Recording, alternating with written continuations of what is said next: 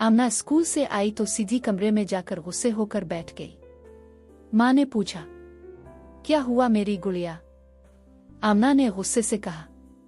फिर वो aunty Bushehr आ गई हैं।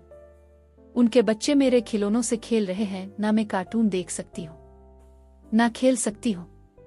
इतने में दादो ने आवाज दी, आमना मेरे पास आओ बेटा। दादो ने नरमी से कहा, मेहमान अल्लाह की रहमत होते हैं। अगर हम खुश दिली से उनकी खिदमत करें तो दिल में खुशी और घर में बरकत आती है। आमना बोली, लेकिन वो मेरे खिलौने छीन लेते हैं। दादो हंस कर बोली, कभी कभी हमें अपना दिल बड़ा करना होता है। जो बांटता है वही पाता है।